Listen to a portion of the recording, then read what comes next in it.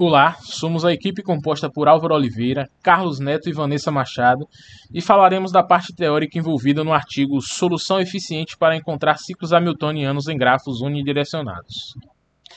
Este trabalho tem como principal objetivo fazer análise do artigo estudado, o qual apresenta uma solução para encontrar ciclos hamiltonianos. Embora o artigo em questão tenha como objetivo também a apresentação de um algoritmo para solucionar problemas voltado para ciclos hamiltonianos, a nossa análise se dá com foco voltado para a teoria. Nosso enfoque se dá exclusivamente na sua discussão teórica. Sobre o artigo, ele trata de fornecer uma solução eficiente para encontrar ciclos hamiltonianos em grafos não direcionados. A partir da ideia pensada, na busca de alcançar uma forma de solucionar o problema de se encontrar um ciclo hamiltoniano, os autores chegaram a um teorema, grafo de N-fatores, o qual chamaremos de teorema-chave. Esse teorema foi utilizado como base para que eles pudessem chegar a um método eficiente de se encontrar ciclos hamiltonianos. Nosso trabalho, então, ele objetiva apresentar esse teorema-chave, ressaltando toda a base teórica até se chegar nele, além de toda a sua construção, sua definição e prova. Já sobre a importância do problema dos ciclos hamiltonianos, sabemos que este problema tem uma grande diversidade de aplicações e, por isso mesmo, resolvê-lo é um problema de grande importância tanto no campo da teoria dos grafos em específico, quanto no campo da ciência da computação em geral. Para contextualizar, temos que o problema do ciclo hamiltoniano é da classe dos problemas dito NP completo. Um problema é dito NP completo no caso em que todos os demais problemas NP puderem ser redutíveis em tempo polinomial a ele.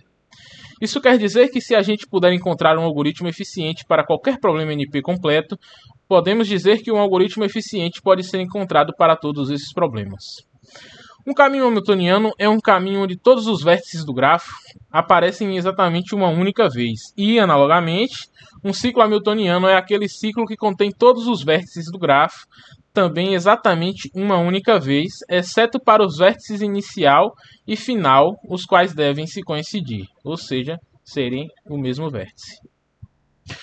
Segundo o autor desse artigo, não existem pesquisas que indiquem uma condição necessária e suficiente para que um grafo tenha um ciclo hamiltoniano, mas eles ressaltam alguns teoremas que fornecem condições suficientes para que um grafo seja hamiltoniano, como por exemplo o teorema de Ori e o teorema de Dirac. Na literatura podemos ver ainda outros teoremas nesse sentido, como o teorema de Poisson.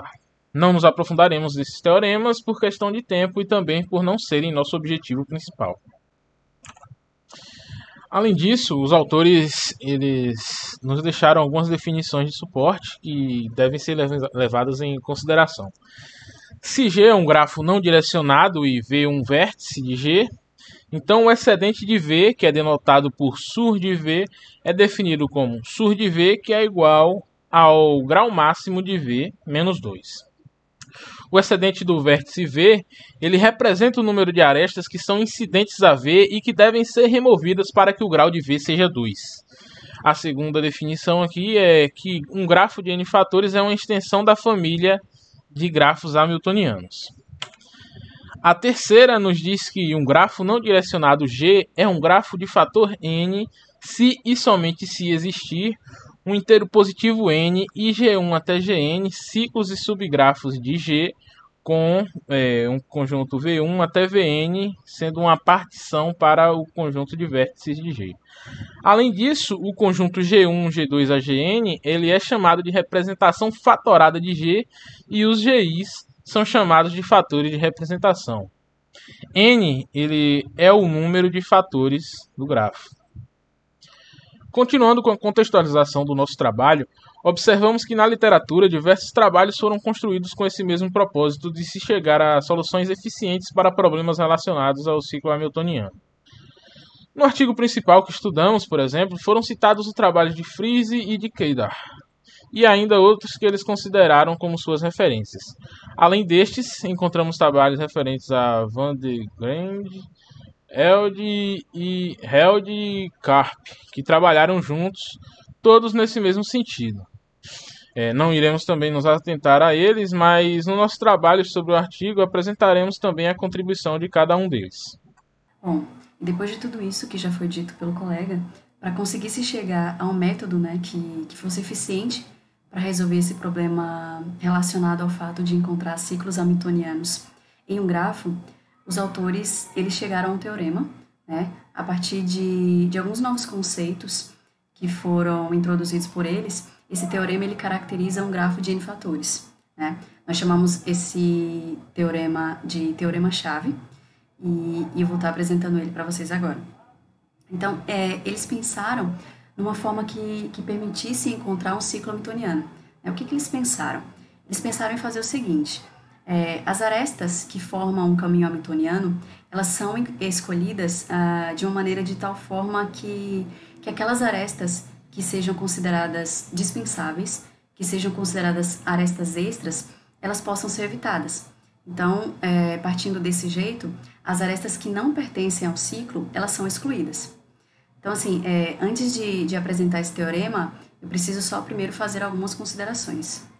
E partindo agora para essas considerações prévias, a gente tem que, segundo os autores, a exclusão de um grafo G nada mais é do que a remoção das arestas que não incidam em nenhum vértice com excedente igual a zero. E aí a gente vai fazendo essa remoção até que a gente não possa excluir mais nenhuma.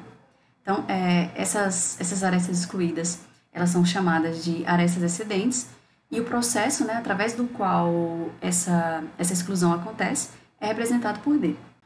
Temos também que, dado um certo grafo G, quando fizermos a exclusão deste, ficou estabelecido que um caminho alternativo de arestas que conectam os vértices U e V é um caminho do grafo G que, na exclusão, ele é rotulado da seguinte forma, né?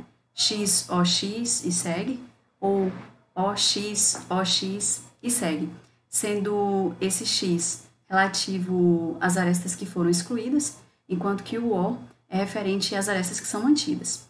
Então, a depender do número e do tipo de arestas também, ficou definido de uma forma intuitiva que o caminho ele é dito um caminho de arestas alternadas ímpares, né, se o número de arestas em um caminho alternativo for ímpar, e caminho de arestas alternadas pares, se o número de arestas nesse caminho for par, né. Eles chamaram de destruidor o caminho de arestas alternadas ímpar, que começa e termina em O, ou seja, ela começa e termina em arestas que são mantidas. E o conector, né, acontece nos casos em que o caminho alternativo de aresta ele é um ciclo, né, de um dado vértice até ele mesmo. Nós temos também que o inverso de um caminho alternativo de aresta, né, se a gente tem um caminho X, O e seguintes, o inverso dele é o mesmo caminho, mas refletindo o X e os Os, né, ou seja, onde era X passa a ser O e onde era O passa a ser X.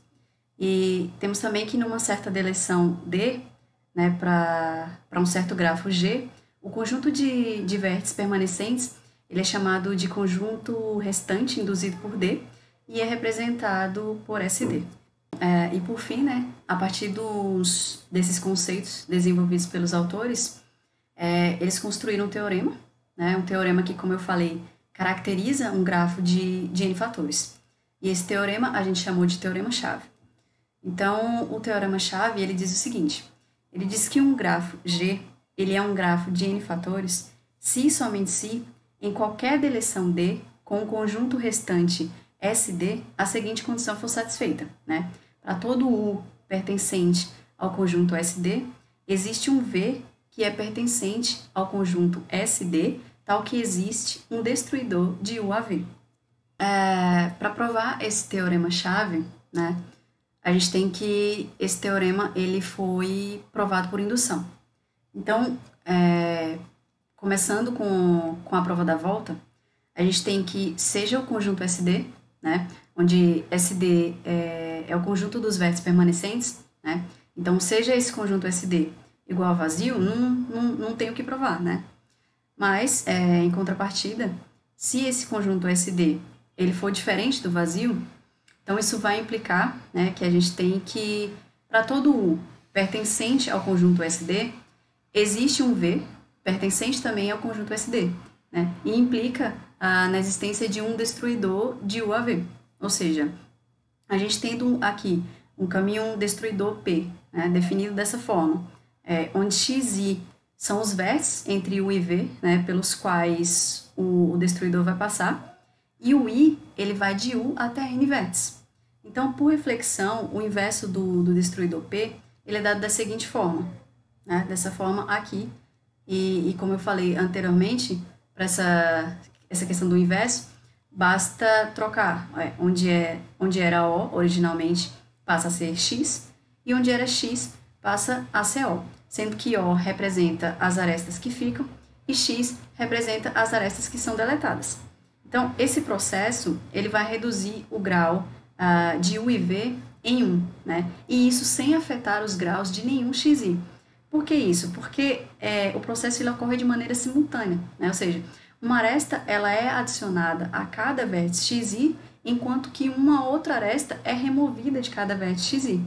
Então, por fim, repetindo esse processo para todos os vértices existentes no conjunto SD, algumas arestas elas poderão ser deletadas, né? Algumas arestas serão consideradas excedentes, né, dispensáveis, e elas poderão ser deletadas. Então, desse modo, o grau de cada vértice no gráfico resultante vai ser igual a zero. Então, como resultado, depois de todo esse processo, a gente vai ter um conjunto SD, né, um conjunto de vértices permanecentes igual a zero, e a gente vai ter um novo grafo, onde esse novo grafo vai ser uma representação fatorada do grafo original G. Depois de ter provado a volta, para provar a ida, a gente tem que, seja um grafo G n fator, então esse grafo G ele já tem uma representação fatorada com n componentes. Então, dessa forma, uma exclusão aleatória de G vai produzir um grafo que pode ser transformado nessa representação, removendo uma aresta, né, representado aqui essa remoção, ou removendo duas arestas e adicionando uma, né, que está representado aqui, a remoção de duas arestas e a adição de uma, e assim sucessivamente, né? Então, isso significa que após essa exclusão aleatória, os destruidores eles são refletidos entre os elementos do novo grafo produzido. E uma coisa que é importante ressaltar também é que a soma total das arestas excedentes será sempre um número par. E isso pode ser provado através do conhecido teorema de Handshake, né? Que é um teorema que vimos, inclusive, em aula. E esse teorema ele será melhor tratado pelo colega posteriormente. E o colega também ele dará exemplos visuais, né, de toda essa questão de remoção e adição de arestas e suas representações. Bom, agora falando sobre o teorema do Handshake, que utilizamos no teorema-chave, ele vai demonstrar que todo grafo não direcionado e finito vai possuir um número par de vértices de grau ímpar. Para provar esse resultado, podemos visualizar da seguinte forma. Sabemos que a soma dos graus dos vértices é a soma das arestas incidentes em cada vértice. Por conta de uma aresta se ligar a dois vértices, ela aparece duas vezes na soma. Dessa forma, teremos como resultado a expressão vista abaixo. Também por conta desse motivo, sabemos que a soma de todos os graus é um número par, e, consequentemente, o número de vértices de grau ímpar também é par. A reflexão de um grafo n-fator é responsável por transformar ele em um grafo m-fator, de tal forma que n pode ser diferente de m. Esse processo da reflexão deve ser feito sucessivamente, de forma que no final conseguimos chegar em um grafo 1-fator, que possui o ciclo hamiltoniano que desejamos encontrar no grafo original, antes da técnica ser aplicada. Esse processo não vai mudar os graus dos vértices, somente criará uma nova representação do grafo, adicionando e removendo uma quantidade de arestas para cada vértice quando for necessário. Para m diferentes conectores de um determinado grafo, teremos no máximo 2 elevado a m situações, para verificarmos se ele possui um ciclo hamiltoniano ou não. Além disso, quando o conector possui duas representações, C e sua inversa, ele também pode ser chamado de interruptor. Durante os estudos da teoria dos grafos, vimos que existem diferentes formas de se encontrar um ciclo hamiltoniano. Isso é responsável por termos diferentes conectores para o mesmo grafo, como dito anteriormente. Para o ciclo de Euler, precisamos necessariamente passar por todas as arestas, o que não é o mesmo para o ciclo hamiltoniano, onde basta passarmos pelas arestas que formarão ele. Isso permite a formação de diferentes exemplos, como visto nas imagens ao lado. Para simplificar o processo de exclusão das arestas excedentes, começamos com o grafo inicial na figura 1A. Após isso, supondo a remoção das arestas CH, FG, GH, IJ, LM, MN, LQ e RS, marcamos elas com um X, enquanto todas as outras são marcadas com um O, resultando na imagem vista na figura 2A. Por último, na figura 2B, teremos o gráfico da figura 2A limpo da notação XOX, onde conseguimos ver mais claramente como o processo de exclusão foi feito. Já para exemplificar o processo visto no teorema-chave, podemos usar de exemplo o gráfico assim. Quando aplicamos a técnica e removemos as arestas de forma que só sobrem vértices com grau 2, teremos diferentes possibilidades de ciclos hamiltonianos, como visto na imagem ao lado. Para o grafo de Petersen, a situação não é a mesma, pois apesar de encontrarmos os grafos n-fatores depois da remoção das arestas, não conseguimos conectar ele de volta. O grafo de Petersen é visto na imagem A, enquanto seus n-fatores são vistos na imagem B.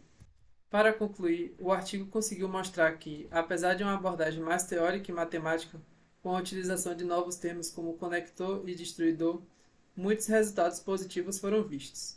A utilização do teorema do handshake e a noção de grafo n-fator também teve um grande propósito na representação do teorema-chave para encontrar o ciclo hamiltoniano. Assim como as outras pesquisas e teoremas já vistos, como o de Ori e de Dirac, esse é um desafio sempre muito complexo, até por isso se encontrando na categoria dos problemas NP completos. Apesar disso, o teorema-chave utilizado no artigo consegue ter uma eficiência por meio dessa abordagem diferente e com novas ideias.